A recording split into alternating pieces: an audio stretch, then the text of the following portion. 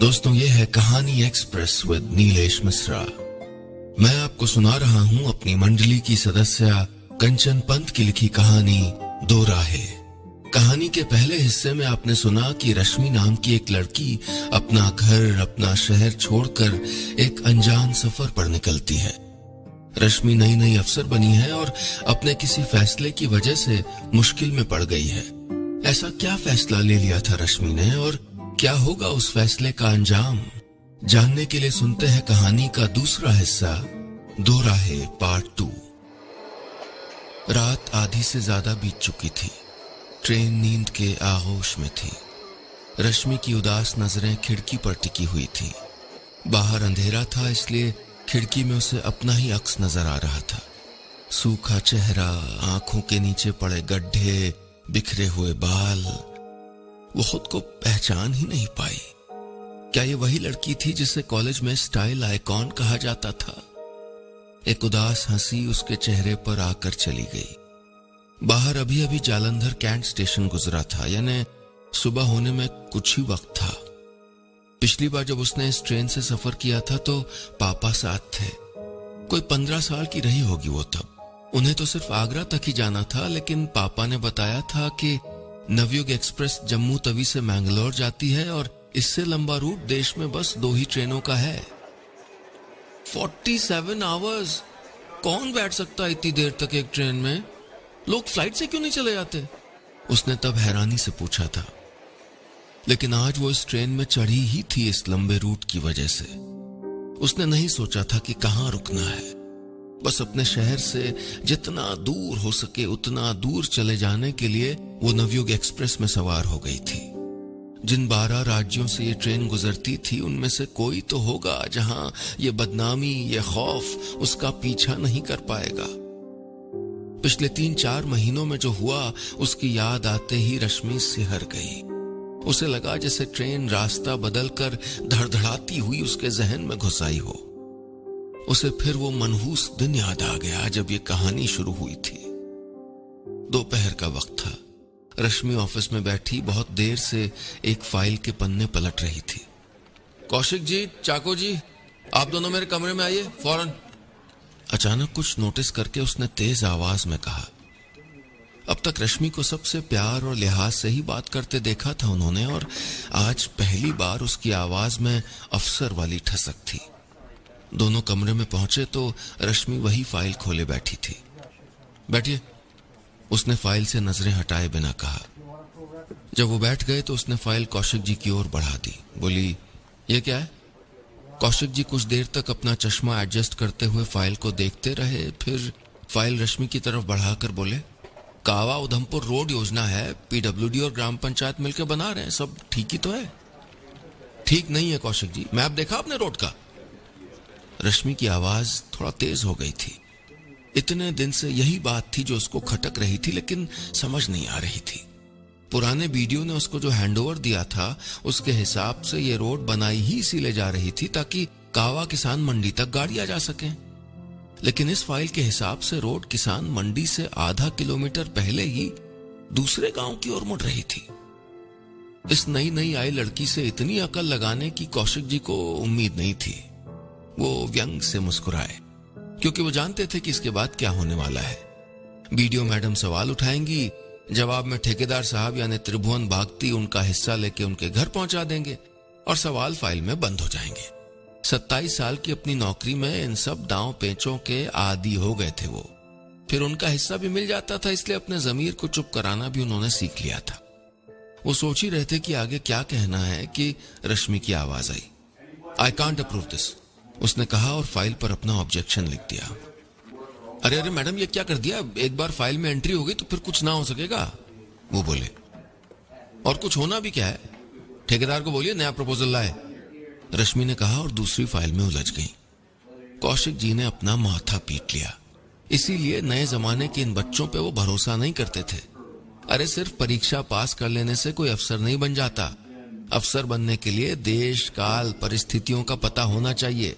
कब क्या फैसला लेना है ये अंदाजा होना चाहिए। लेकिन ऑफिस से निकलते हुए रश्मि उस दिन बहुत खुश थी और कॉन्फिडेंट भी, वरना पिछले कुछ हफ्तों से उसको लगने लगा था कि ये पोस्ट ज्वाइन करके उसने कोई गलती कर दी है। स्टेशन पहुंचकर रश्मि ने रोज की तरह ठेले वाले से उबले चने का दोना खरीदा, पेपर स्टैंड से अंग्रेजी का एक अखबार उठाया और प्लेटफॉर्म पे लगी बेंच पर बैठ गई। आज स्टेशन पर और दिनों के मुकाबले भीड़ थोड़ा ज्यादा थी। उसकी ट्रेन आने में अभी भी 10 मिनट थे, लेकिन आती जाती ट्रेनों को देखते हुए घंटों गुजार देना भी उसको खलता नहीं था। जब वो छोटी थी तो एक छोटे से हिल स्टेशन अल्मोड़ा में रहती थी। वहां रेलवे ट्रैक नहीं होते थे, ट्रेनें नहीं होती थी। सबसे नजदीक का स्टेशन काठगोदाम था। पहली बार उसने ट्रेन देखी थी जब वो 12 साल की थी। दिल्ली वाली बुआ को ट्रेन में बिठाने पापा काठगोदाम आए तो उसे भी साथ ले आए थे। रश्मि की आंखें कौतूहल से फैल गई थी रेल को देखकर। उसके बाद पापा की पोस्टिंग जम्मू हुई तो वो भी उत्तराखंड से जम्मू आ गए। फिर तो ट्रेनों से दिन रात का साथ हो गया। बिल्कुल रेलवे लाइन के पास था घर उनका। जब भी कोई ट्रेन गुजरती माँ बड़बड़ाने लगती, भांग पड़े इन गाड़ियों को, 1 मिनट शांति से नहीं रहने देती। पर रश्मि और पापा छत पर बैठकर मूंगफली खाते रहते और आती जाती ट्रेनों को देखते रहते। पता नहीं पापा को भी ट्रैक पर दौड़ती ट्रेनें देखना पसंद था या वो सिर्फ इसलिए उसके साथ बैठते थे क्योंकि रश्मि को अच्छा लगता था। अब पापा नहीं थे, लेकिन चलती ट्रेनों को देखना रश्मि को आज भी उतना ही पसंद था। पता नहीं क्यों, पर उसे लगता था कि इन ट्रेनों में सिर्फ मुसाफिर नहीं, उनके सपने, उनकी उम्मीदें भी सफर करते हैं। जम्मू से उधमपुर के रास्ते दिल्ली को जाने वाली जम्मू तवी एक्सप्रेस प्लेटफॉर्म संख्या 2 पर आ चुकी है। अनाउंसमेंट सुनकर रश्मि बेंच से उठकर ट्रेन की ओर बढ़ गई। उसने एक खाली सीट पर अपना पर्स रखा और खुद भी बैठ गई। तभी 2 लोग उसके कंपार्टमेंट में घुसे और उसके सामने की सीट पर बैठ गए। नमस्कार मैडम, उनमें से एक ने मुस्कुराते हुए कहा। हेलो, रश्मि ने सर को जरा झुकाकर धीरे से कहा। सरकारी अधिकारी होने की वजह से राह चलते अक्सर दुआ सलाम करने वाले, हालचाल पूछने वाले मिल ही जाते थे, इसलिए उसने उनकी तरफ ज्यादा ध्यान नहीं दिया। हमारा उधमपुर पसंद तो आ रहा है ना आपको? कोई दिक्कत हो तो बताइएगा, यहाँ सब अपने ही लोग हैं। उस आदमी ने जब दोबारा कहा तो रश्मि ने इस बार उसे गौर से देखा। 50-52 साल के उस आदमी की शक्ल ही बता रही थी कि वो पैसे वाला भी है और पावर वाला भी। मेहंदी से डाई किए हुए बाल, आंखों पर नीले रिम वाला चश्मा, कलाई पर स्टाइलिश घड़ी और बंद गले वाला नेवी ब्लू सूट। बात भी शराफत से ही कर रहा था वो शख्स।